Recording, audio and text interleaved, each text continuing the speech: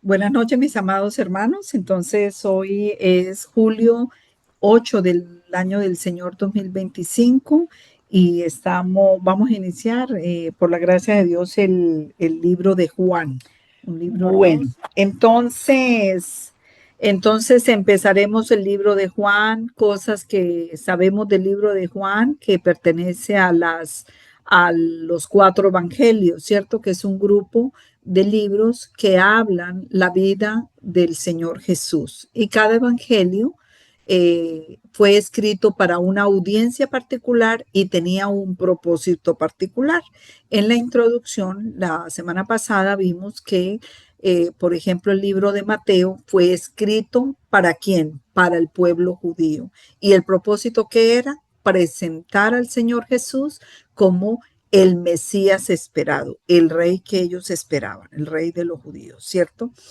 En el libro, por ejemplo, de Marcos, se presenta al Señor Jesús como un siervo perfecto. ¿Y a quién se lo presentan? Está escrito para el pueblo romano.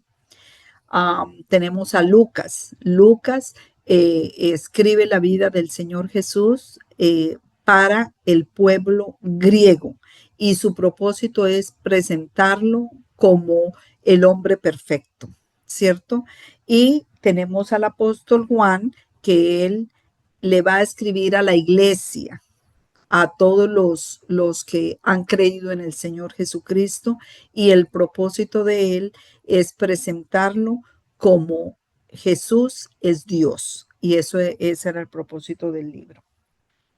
Sabemos que este libro eh, fue escrito por el apóstol Juan, aunque no lo dice el libro, pero en la manera como él escribió parece ser que fue él y eso es lo que el consenso a que llegan todos los teólogos.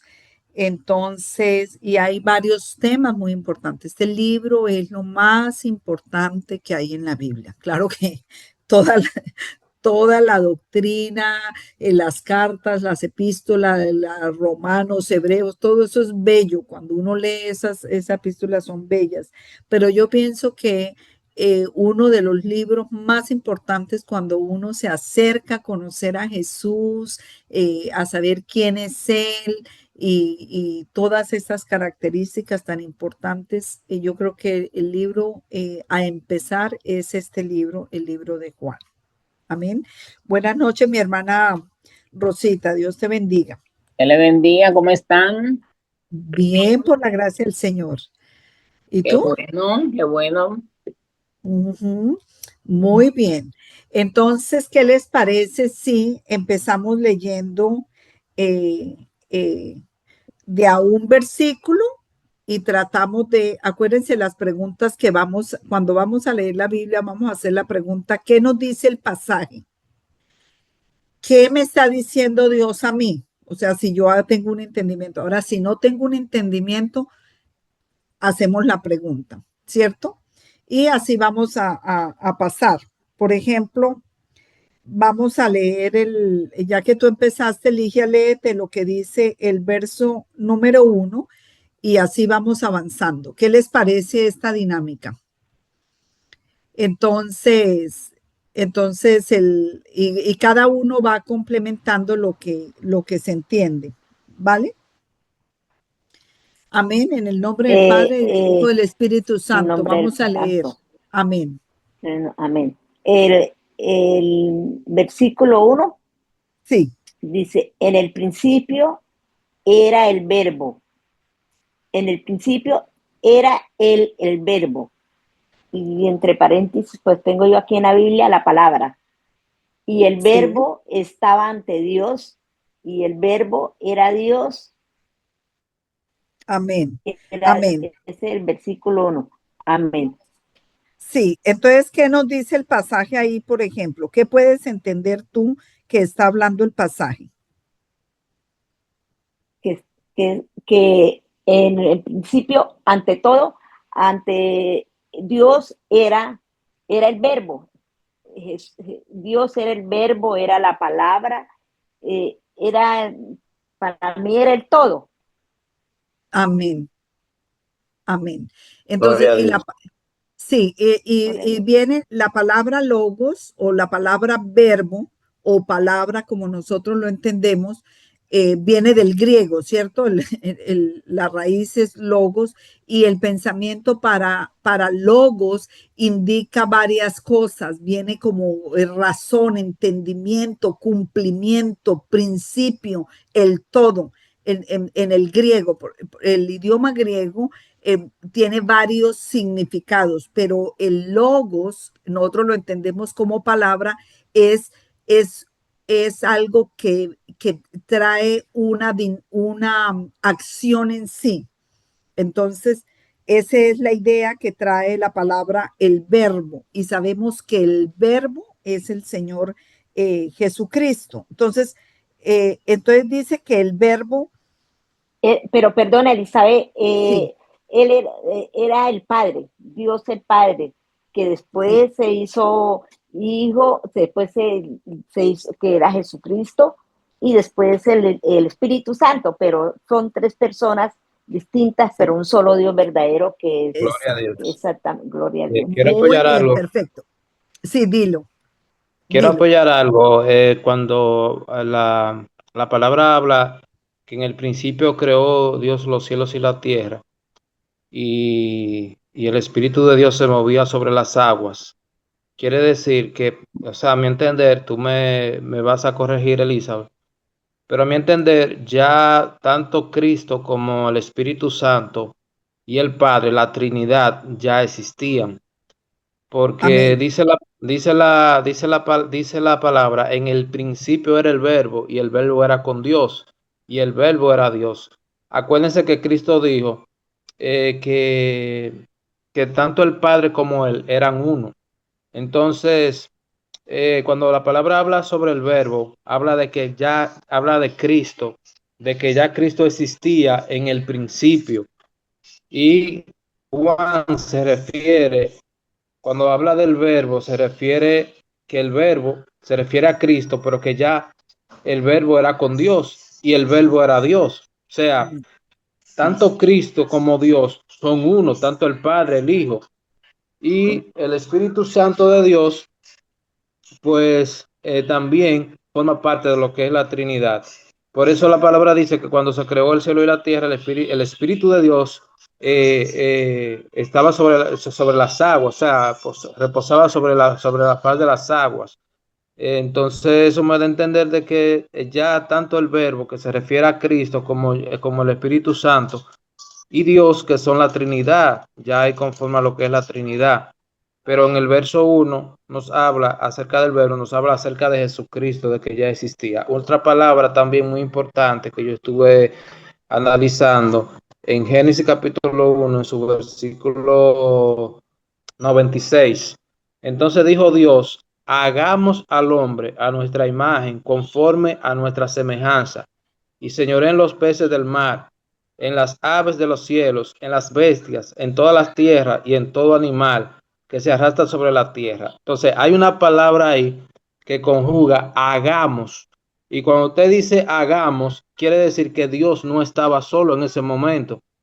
Quiere decir que Dios, que Jesucristo, el verbo, estaba ahí con él, porque él no estaba solo. Cuando tú le dices a una persona, vamos a hacer o hagamos, tú te estás refiriendo ya a la segunda persona. Entonces había una segunda persona ahí que estaba al lado de Dios, y esa segunda persona se llama Jesús. Amén. Amén. Sí. Entonces, fíjate que aquí el apóstol Pablo, muy bien lo que dijiste, el apóstol Juan, él, como haz de cuenta que nadie conoce al Señor Jesús y él quiere presentar al Señor Jesús. Todo esto vamos a ver. Entonces, ¿cómo él empieza? Él empieza con la idea de decir que Jesús es Dios. So, el pasaje nos está diciendo que Jesús es Dios en el primer versículo. Eso es lo que la Biblia nos está diciendo, porque el verbo estaba desde el principio, el verbo era y ahora es Dios, ¿cierto? Dice, y el verbo era Dios. So, la idea es, Jesús y Dios son el mismo. Él empieza así derecho. Y otro elemento que habla, una característica fundamental, de Dios es el hecho de que Dios es eterno, porque dice que en el principio, y la idea en el principio, para el griego, es en el principio de todas las cosas, cuando no había nada, ¿sí?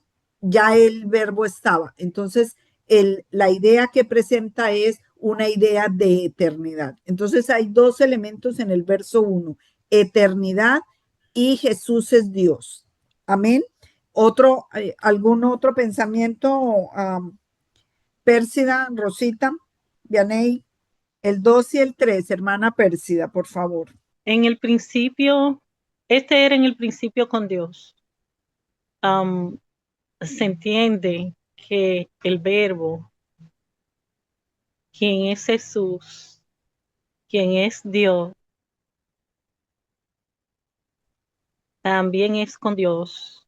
Y por él todas las cosas fueron hechas, y sin él nada de lo que ha sido hecho fue hecho, entendiendo que el mismo Señor Jesucristo, quien es Dios y quien es eterno, hizo todas las cosas.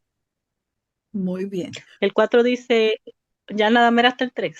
Sí, hasta el 3. Entonces, sí, entonces fíjate que hay con él, que él era el verbo, entonces uniendo la idea de que él es el verbo, el logos, la idea es de que es en acción y que él, el hecho de ser él, fue que dio el inicio a todas las cosas y sin ese verbo, sin ese logos, nada de lo que ha sido creado fue creado. Esa es la idea del pasaje. Y también indica que por medio de la palabra todas las cosas fueron hechas, porque el Señor no tuvo que trabajar para hacer la naturaleza. Él dijo, sea la luz, y fue la luz. Y Él creó todas las cosas con la palabra. Amén, amén. Hermana Rosita, 4 y 5. Del lodo de la tierra. Sí, en él estaba la vida, y la vida era la luz de los hombres. La luz en las tinieblas resplandece, y las tinieblas no prevalecieron contra ella. Quiero leer para el anterior, el 4, que dice en Colosense, en el capítulo 1, verso 16, porque en él fueron creadas todas las cosas, la que hay en los cielos y en las que hay en la tierra, visibles e invisibles, sean tronos, sean dominios, sean principados, sean potestades, todo fue creado por medio de él y para él. Entonces, aquí nosotros vamos a ver en Juan, en este libro, que Juan habla mucho de la luz y vemos que aquí dice que la luz en la tiniebla resplandece, o sea, él es la luz y vino a este mundo de tinieblas y es la luz que resplandece y que la oscuridad no va a tener dominio sobre la luz. Y nosotros ya sabemos y vamos a ver más adelante que cómo él siempre compara y habla de que Cristo es la luz del mundo. Amén. Entonces la idea, lo que habla nuestras vidas, por ejemplo, es de que a nosotros al recibir al Señor Jesucristo en nuestras vidas, Él va a iluminar, va a ser la luz de nuestra vida, de nuestra existencia. Y por lo tanto, nosotros andando en luz, ya no tenemos que prevalecer en las tinieblas del pecado, de todo eso, porque no puede estar la luz y la tiniebla no puede estar junto. Ese poder del Señor Jesucristo, de su Santo Espíritu, ¿cierto? Que alumbra nuestra existencia es lo que nos va a ayudar para nosotros no caer en pecado, ¿sí? No estar en pecado, porque aquí dice que la luz disipa toda oscuridad y habla de todas las huestes espirituales y también para nosotros de las tentaciones. O sea que la palabra de Dios nos está diciendo que nosotros podemos salir adelante y poder en Cristo Jesús, que es nuestra luz, podemos sobrepasar toda tentación y todo problema que vayamos a tener, ¿sí? Amén. Entonces, lo que yo me imagino aquí y la introducción del apóstol Juan ahorita es, él habla de Juan el Bautista, está hablando este hombre que, como lo explicó la hermana Persia, es Juan el Bautista. ¿Por qué? Porque él está introduciendo a la iglesia quién es Jesús, ¿cierto? Entonces, pero él hace la aclaración porque obviamente vino Juan el Bautista primero y ya tenían muchos discípulos, inclusive algunos de los discípulos del Señor Jesús eran discípulos que eran primero de Juan el Bautista. Habían sido discípulos de Juan el Bautista. Y entonces, obviamente está diciendo, este hombre que Dios había mandado, porque venía de Dios, porque él dijo, arrepentíos, que el reino de Dios se ha acercado, ¿cierto? Y cuando le preguntan, él dice que él niega, porque dice que detrás de él viene uno que es más importante que él, porque él no es capaz, no se siente digno de ni siquiera desatar la correa de sus zapatos o de sus sandalias, ¿cierto? Entonces, esa es la aclaración que está haciendo el apóstol Juan aquí. Está diciendo, ahora, hay este hombre que vino de Dios, él vino solamente a testificar de que venía el reino de Dios, o sea, que venía el Señor Jesucristo, que venía al mundo, pero que él no era lo que ellos pensaban, porque los discípulos que tenía el Juan el Bautista, obviamente o posiblemente podían pensar, wow, este es el hombre, el Mesías, ¿sí? O algo así. Entonces él está diciendo, no, él vino a dar testimonio del Señor Jesús, pero él no era esa luz, ¿sí? Eso es lo que dice el versículo. ¿Quedó claro? Entonces este es Juan el Bautista, el que se refiere el apóstol Juan. El apóstol Juan está escribiéndole a la iglesia, ¿sí? Y les está diciendo esto. Amén. Bueno, hermana Vianey está por Entonces, allá. Hermana Ligia, perdón, Elisa, hermana Ligia.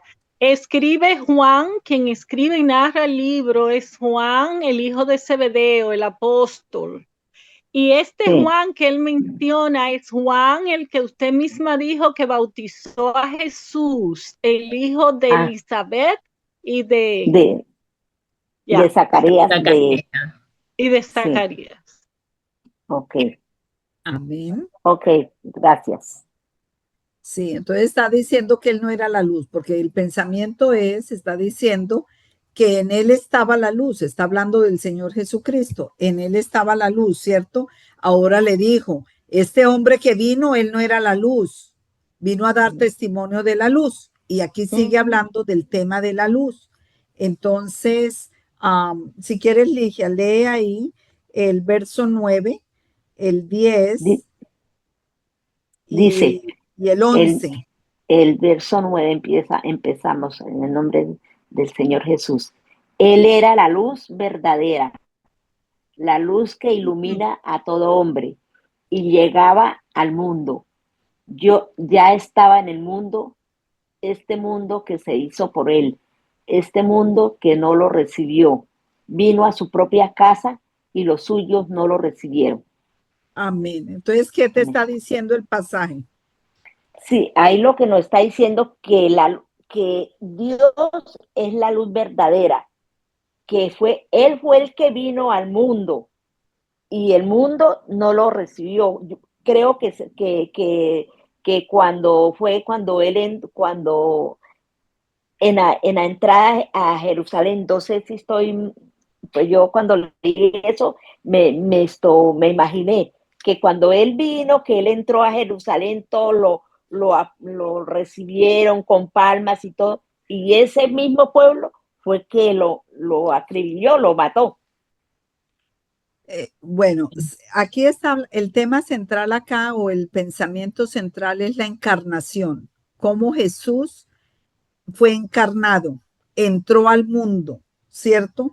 Está hablando eso, dijo que venía a este mundo y que en el mundo estaba, o sea, al encarnarse, ¿cierto?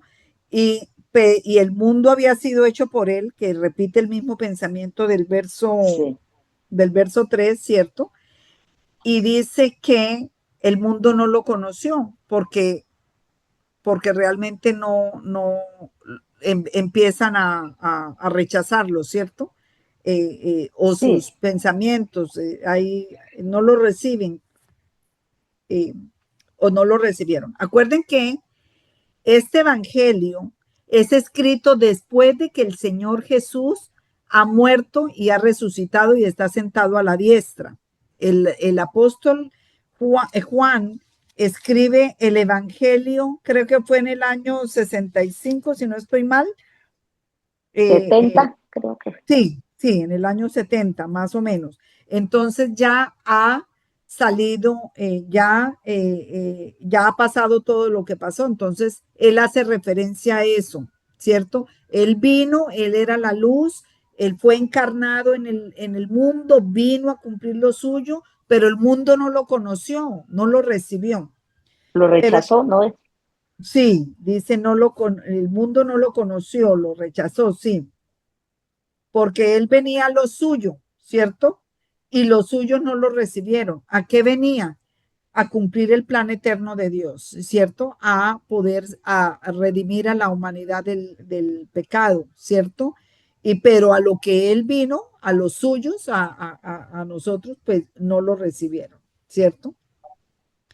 Pero dice aquí el verso 12, mas a todos los que le recibieron, a quienes creen en su nombre, les dio potestad de ser hechos hijos de Dios.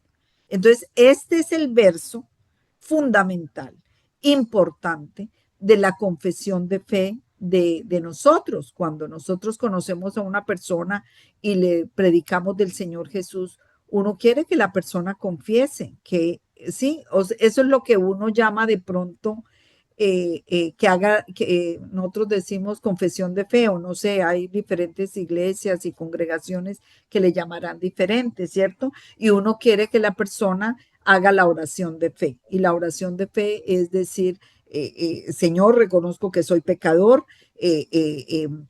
pero me arrepiento de mis pecados y quiero que tú entres a vivir en mi vida, ¿cierto? Uno abre el corazón de su mente y su corazón físico para que el Señor Jesucristo entre a morar en uno y empiece el proceso de la ¿cómo es que se llama? De la restauración. Ya uno empieza un proceso de transformación de la persona, ¿sí? Ya es un hombre nuevo. Espiritualmente. Un hombre nuevo. Entonces, cuando uno ya recibe al Señor Jesús en su corazón o lo acepta, que normalmente uno dice, haga la oración de fe, que uno conscientemente reconoce eso, es cuando uno se hace hijo de Dios. Entonces dice que eso es por fe, no es porque haya nacido de sangre, ni de carne, ni voluntad de varón, sino de Dios. Son nacidos de Dios. ¿Sí? Entonces el nacimiento importante. A veces uno, por ejemplo, yo cuando yo vine a comprometerme al Señor, sinceramente, y decidí comprometerme, yo hice la oración de fe, a pesar de que yo leía la Biblia, de que yo asistía a los cultos en la iglesia católica y hacía todas mis cosas, y yo vine y hice la confesión porque ya era un acto consciente, ya yo dije, Señor Jesús, yo quiero que tú mores en mi vida, quiero que me transformes, que me ayudes a cambiar mi caminar, y quiero conocerte más y todo esto, y quiero que tu Santo Espíritu esté conmigo y me acompañe. Entonces, en ese momento es que me hice hija de Dios. y la Biblia lo testifica. Entonces no hay cual de que dice, ay, no, es que todos somos hijos de Dios. No todos somos hijos de Dios porque la Biblia dice que solamente aquellos que por fe le reciben, le reconocen, entonces en ese momento somos hechos hijos de Dios. ¿Sí entiendes el pasaje? Dice, más a todos los que le recibieron, a los que creen en su nombre, les dio potestad de ser hechos hijos de Dios. Entonces, el resto de los humanos, sí, entonces son creación de Dios. Creación de Dios y ahora hijo de Dios es ya cuando uno lo recibe en su corazón y uno decide caminar con él. ¿Entiendes el concepto, Ligia? Sí, sí. Sí, sí. ¿Hay alguna otra explicación, amados hermanos? Amén. Entonces, Sí, así como tú, Elizabeth, sí, así como tú explicaste bien que no todos somos hijos de Dios, también el verso 11 se presta a veces a malinterpretación, que dice, a lo suyo vino. Tú lo dijiste, pero es bueno enfatizar que vino a lo suyo. ¿Y qué era lo suyo de Jesús? Redimir, salvar. Él vino a lo suyo y los suyos no le recibieron. Los que estaban cerca de él y muchos en este tiempo no le han recibido. Entonces hay personas que dicen que a los suyos vino y los suyos no le recibieron, refiriéndose al pueblo de Israel. Pero en realidad en el tiempo de Juan no le habían recibido muchos. En el tiempo en que el Señor se hizo carne, que es lo que Él que es lo que Él quiere señalar aquí. Pero realmente el contexto es a lo suyo vino a salvar los suyos, que fueron en ese momento los judíos, pero que en este tiempo incluye a los gentiles, porque esta es un mensaje para toda, como lo es toda la exacto, palabra, para los nuevos exacto. creyentes, Sí, los convertidos. sí. Y ahí en el verso 12 lo testifica también porque dice más a todos los que lo recibieron. Exacto. O sea, era una aplicación para todo el mundo, como por ejemplo en Juan 3:16 dice que de tal manera amó Dios al mundo que ha dado a su Hijo unigénito para que todo aquel que en él crea no se pierda, mas tenga vida eterna. La salvación está disponible para todo el mundo, ¿sí? Pero como el ser humano es testarudo, Dios nos creó con albedrío propio para que nosotros lo aceptemos por amor o si nosotros queremos en nuestra desobediencia, lo rechazamos, ¿sí? Entonces a veces dice, ay, pero ¿por qué Dios permite que se pierda toda esta gente malvada y todo eso? No, la persona se determina a irse al lugar que quiere porque tiene un albedrío propio, una capacidad de decidir. ¿Sí?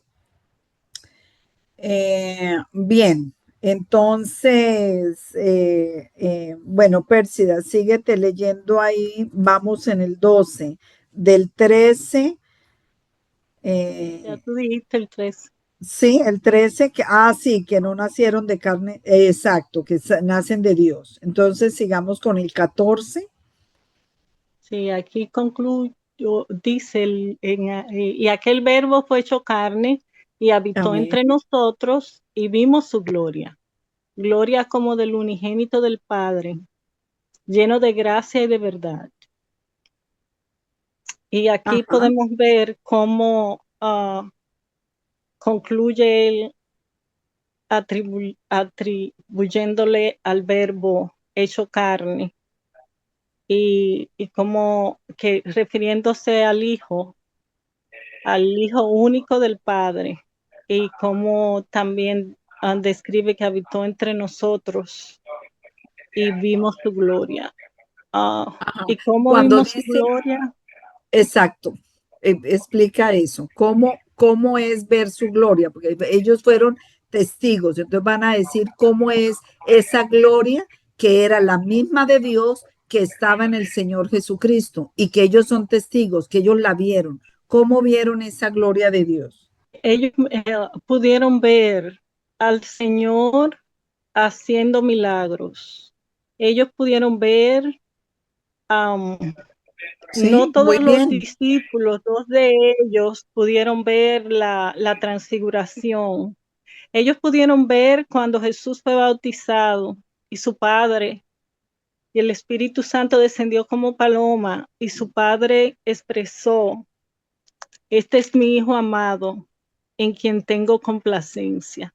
Ellos pudieron ver la crucifixión y ellos pudieron ver la resurrección indubitable y pudieron ver la ascensión del Señor.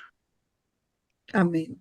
Entonces, no solamente los que vivieron y fueron testigos del Señor Jesucristo en esos días pudieron ser testigos oculares de las maravillas, de los prodigios, de las señales, de los milagros, pero además también tuvieron acceso a sus palabras, a su conocimiento, a esas cosas restauradoras de sus vidas, cómo les trajo paz, cómo les trajo esperanza en la vida y cómo sus vidas fueron transformados.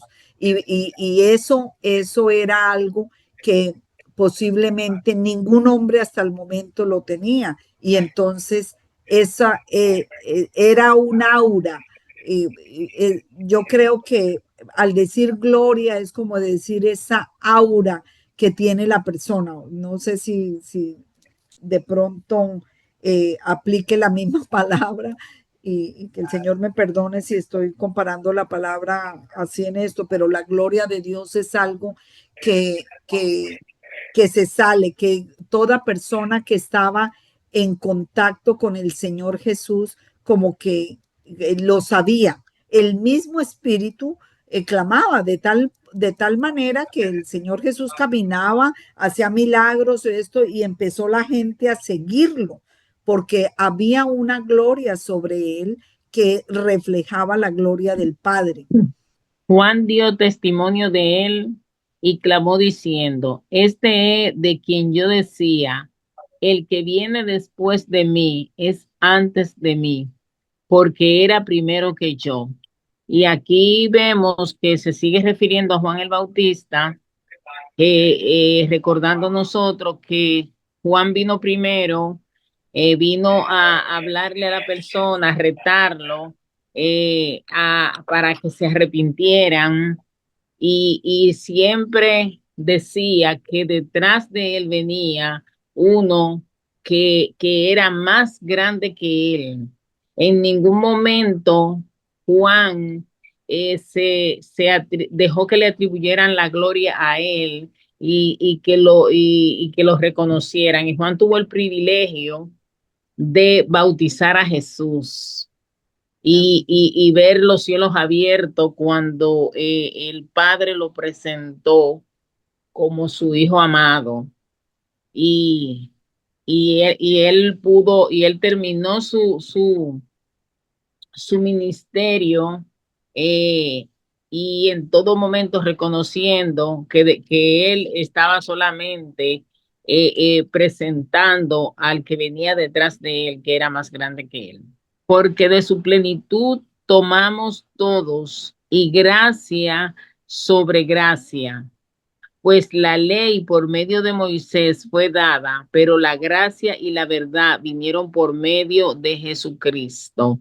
Nosotros sabemos que Moisés dio la ley y que la cumplían, era pesada, algunos querían hacer que otros sobrecargaban a los demás para cumplirla, no obstante ellos mismos no pudiendo cumplirla, pero ya cuando Jesús vino, Jesús nos ha dado la gracia, que la gracia es algo que solamente por medio de la gracia nosotros podemos alcanzar esa misericordia, porque no somos merecedores de nada. Con nuestra propia fuerza no podemos hacer nada. Y lo que hemos recibido es solamente porque el Señor nos lo ha dado por gracia, no porque justificándonos, no porque no lo merecemos, no porque uno tiene tal o cual cosa más, sino por su misericordia. Es algo inmerecido y lo hemos recibido por ese gran amor de Él para con nosotros. Ujú. Y fíjate que cuando dice de su plenitud recibimos todos, porque en el momento en que nosotros, de su grandeza, de su mente, cuando nosotros recibimos al Señor Jesucristo, recibimos como esa mente de Cristo, ¿cierto? Ese favor de Dios en nuestras vidas, esa luz, entonces estamos recibiendo de la plenitud del Señor también sobre nosotros. Y como tú lo dijiste, gracia, es un regalo inmerecido, un regalo que a pesar de que nosotros somos pecadores, el Señor nos lo da. Nosotros no tenemos que trabajar para eso. Es gracia sobre gracia lo que recibimos, ¿cierto? El hecho de la ley, como lo explicaste tú, hay diferencia entre gracia y la ley. En el Antiguo Testamento era eh, a, a- a- a- a- a ajustarse solamente a la ley en sí, pero no a la gracia y a la misericordia que fue otorgada con el sacrificio de Cristo en la cruz, ¿cierto? Entonces, esa era la diferencia y eso es lo que nos está diciendo el apóstol Juan. Entonces, el pensamiento del apóstol Juan, aquí en esos versos del 1 al 18, él empieza con la idea central, es una manera como ellos escriben, ¿cierto? Empieza a desarrollar el pensamiento, pone el pensamiento de que Jesús es Dios en el verso 1 y aquí termina con el pensamiento, pero con otras palabras, diciendo que el Padre y Jesús son el mismo, que el que conoce a Dios conoce a Jesús, ¿cierto? Dice, a Dios no lo han visto, no lo conocen, pero a través del Señor Jesucristo ahora lo conocen, ¿cierto? Eso es el pensamiento del apóstol Juan. ¿Qué otra cosita quieren? Sí, di Pérsida. Yo quiero decir que el apóstol Pablo en Colosenses, capítulo 1, verso 15, lo dice de otra manera. Dice, Él es la imagen del Dios invisible. Ujú. Y, um, y este verso 18, a Dios nadie le vio jamás, pero Él lo ha dado a conocer y es en lo espiritual. Y asimismo, como el apóstol Pablo dice, Él es la imagen, también se refiere a lo espiritual, a lo ya mencionado antes, Sí, a toda la gracia que el Señor trajo con su venida, sí. desde los milagros hasta su ascensión y hasta a la llegada del Espíritu Santo y hasta nuestro tiempo. Ujú.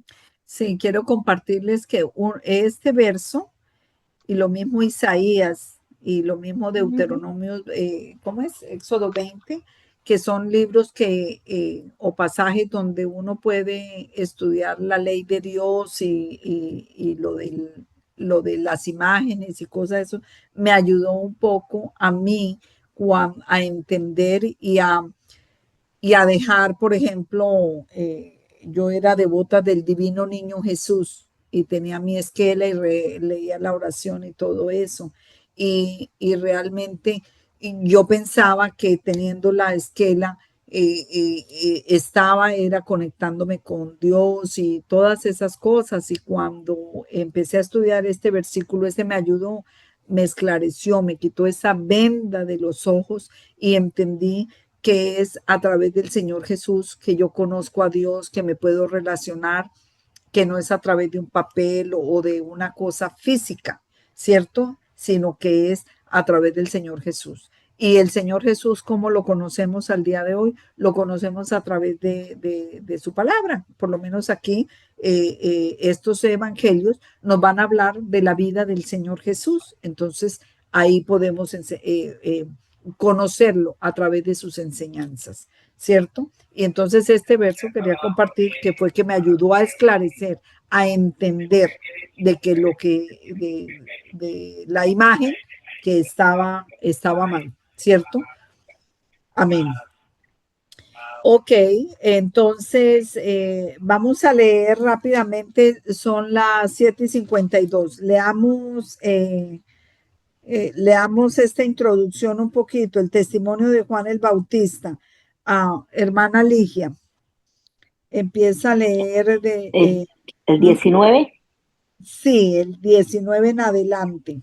dice, ahí es que cuando Juan Bautista presenta a Jesús, el Sí, Cordero de Dios, este fue el testimonio de Juan cuando los judíos enviaron sacerdotes y levitas desde Jerusalén para preguntarle, ¿quién eres tú? Juan lo declaró y no ocultó la verdad y declaró, yo no soy el Mesías. Le preguntaron, ¿quién eres? Entonces Elías contestó, no, no lo soy.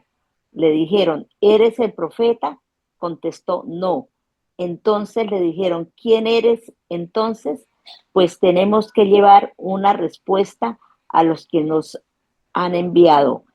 ¿Qué dices de ti mismo? ¿Hasta dónde leo? sí, sigue. Juan contestó, yo soy, como dijo el profeta Isaías, la voz que grita en el desierto, enderecen el camino del Señor. Los enviados eran del grupo de los fariseos y le hicieron otra pregunta, ¿por qué bautizas entonces si no eres el Mesías, ni Elías, ni el profeta? Les contestó Juan, yo bautizo con agua, pero en medio de ustedes hay uno a quien ustedes no conocen. Y aunque viene detrás de mí, yo no soy digno de soltarle la correa de su sandalia. Esto sucedió en Betabará, al otro lado del río Jordán, donde Juan bautizaba. Amén. Entonces, sí, fíjate que había conmoción y había alboroto en esa época, porque ya los fariseos y los sacerdotes y todos los líderes religiosos estaban viendo de que había bastante apogeo con los seguidores de Juan el Bautista y que él iba y bautizaba y entonces ellos decían, vamos a ver con qué autoridad tú estás bautizando a esta gente y qué es lo que estás haciendo. Por eso le mandan a preguntar. Y me parece lindo porque el Juan el Juan, Bautista, él dice, no, yo no soy ni Elías, porque ellos creían en que iba a venir Elías nuevamente, ¿cierto? Y esto dice, no soy el Cristo, o sea, no soy el Mesías. Cristo es la palabra Mesías o ungido, pero es en griego. Entonces, los judíos, creo que es en hebreo que es Mesías y en griego es Cristo, ¿sí? O el ungido. Entonces le digo, ¿eres tú el que están esperando? Ellos querían saber, tenían esa duda. Y entonces, pues él le dice, no, yo solamente estoy preparando el camino para el que viene detrás de mí, que yo no soy digno de atar el calzado, de desatar la correa del calzado, ¿cierto? Entonces, solamente a dar testimonio. Amén. Lo que leímos anteriormente en la introducción, que este hombre que vino a dar testimonio de la luz. Amén. Ok, leemos el Cordero de Dios. Hermana Rosita, del 29 al 34. Dice, Juan el Bautista declara que Jesús es el Mesías. El siguiente día vio Juan a Jesús que venía a él y dijo, He aquí el Cordero de Dios que quita el pecado del mundo.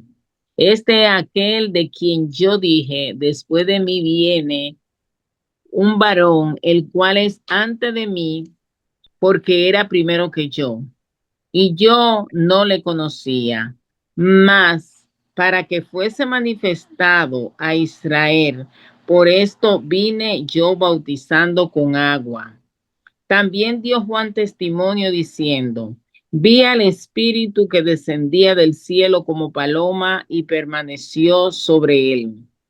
Y yo no le conocía, pero el que me envió a bautizar con agua, aquel me dijo, sobre quien veas descender el Espíritu y que permanece sobre él, ese es el que bautiza con el Espíritu Santo. Y yo le vi y he dado testimonio de que este es el Hijo de Dios. Amén. Amén. Entonces, fíjate que él contesta, es el que venimos hablando. Yo no soy, ustedes no conocen el que viene después de mí. Y cuando lo ven los fariseos, dice, este es la persona. Dice, yo no lo sabía tampoco hasta que yo lo bauticé y vi al Espíritu Santo que se posaba a él, ¿cierto? Entonces, él está testificándole y está diciéndole a las personas que, ojo, él es el Cordero de Dios, él es el Mesías que ellos tenían que esperar, sí, que estaban esperando. Amén. Amén.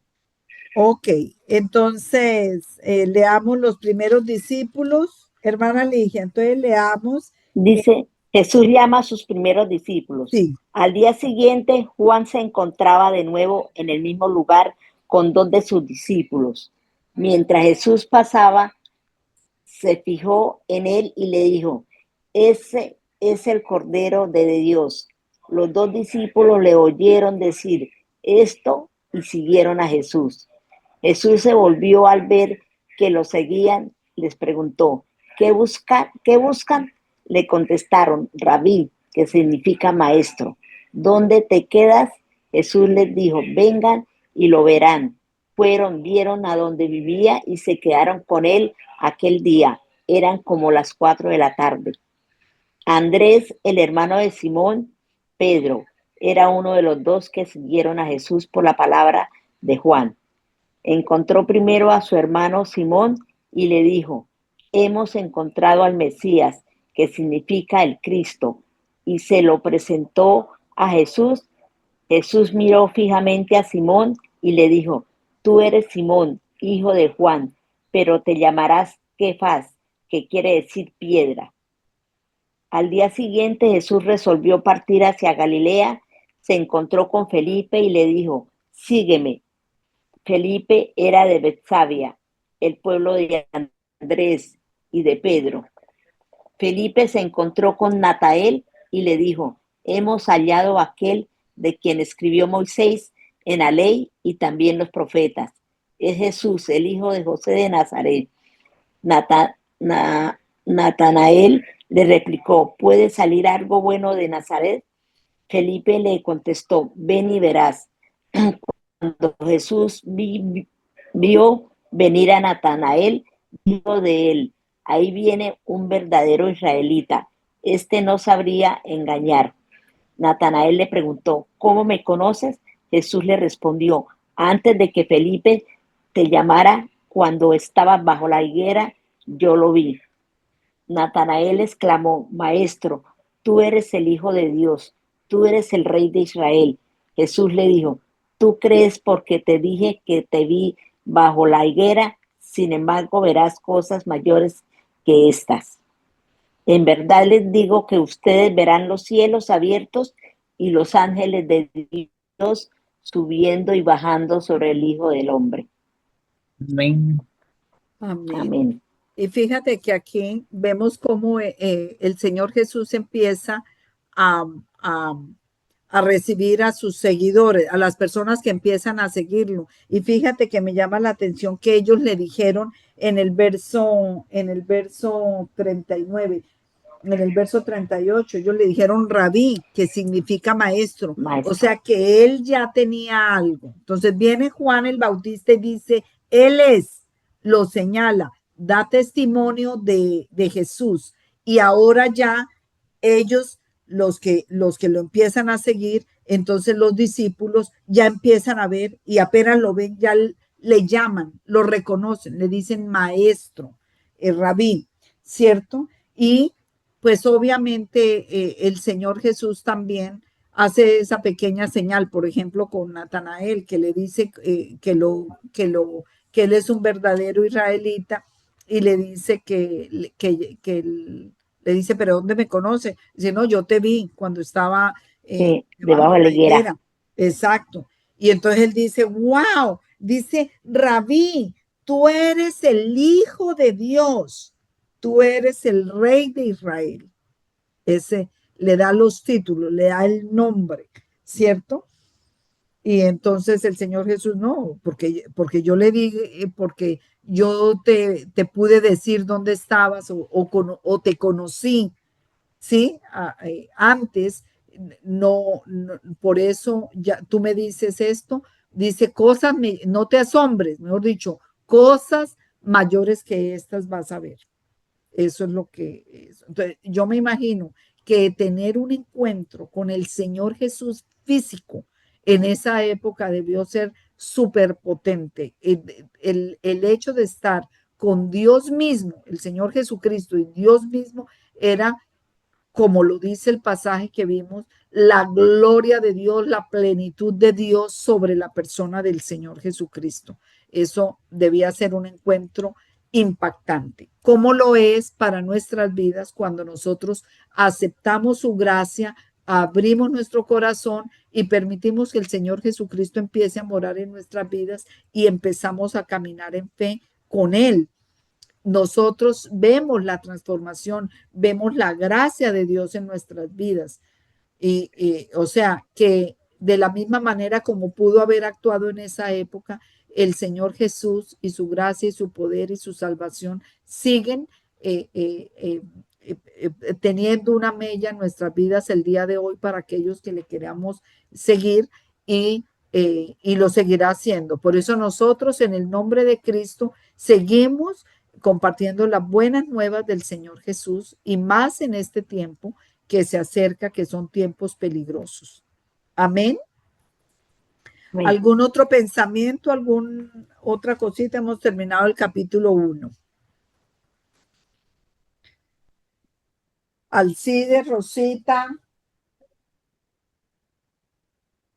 Bueno, entonces, mis amadas hermanas, mis amados hermanos, hemos terminado la clase.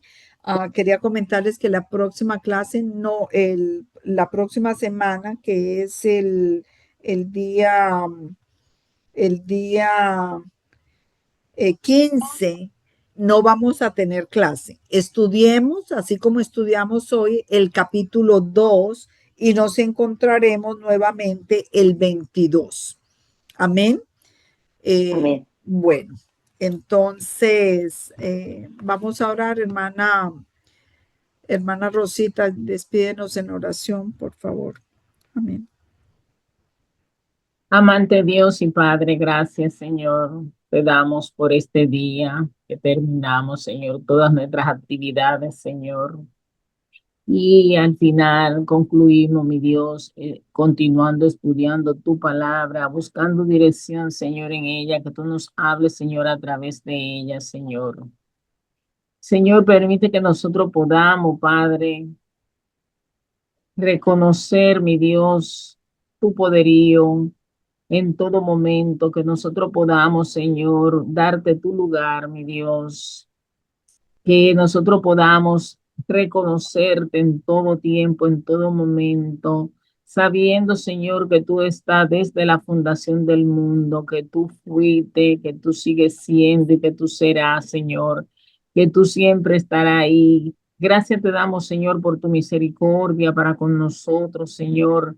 Gracias, Señor, porque tú te has compadecido de cada uno de nosotros. Tú nos has mirado, Señor, con ojo de amor, que nosotros sin merecerlo, Padre, tú te has placido, Señor, adoptarnos, Señor. Gracias, Señor, porque nosotros podemos llamarnos hijo tuyo, Señor. Ayúdanos, mi Dios, a que nosotros podamos, Señor, ser imitadores tuyos, mi Dios. Que nosotros podamos, Padre, ser unos hijos obedientes.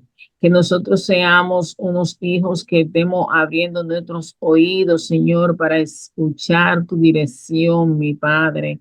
Que nosotros podamos cada día más anhelar y desear, Señor, parecernos más a ti, mi Dios. Que nosotros podamos, Señor, cada día más anhelar, Señor, esa herencia eterna, mi Dios, que nosotros tengamos ese deseo de morar contigo por toda la eternidad, mi Dios. Gracias, Señor, por todos y cada uno de mis hermanos que hemos estado en esta noche, Señor, que tú nos hayas hablado y que nosotros podamos tener esa gratitud, mi Dios, por todo lo que tú has hecho en nuestra vida, mi Dios. Gracias, Padre, gracias, Hijo, gracias, Espíritu Santo. Te alabamos y glorificamos, mi Dios, santo eres. Todo esto te lo pedimos, Señor, por los méritos de tu Hijo Jesucristo. Amén.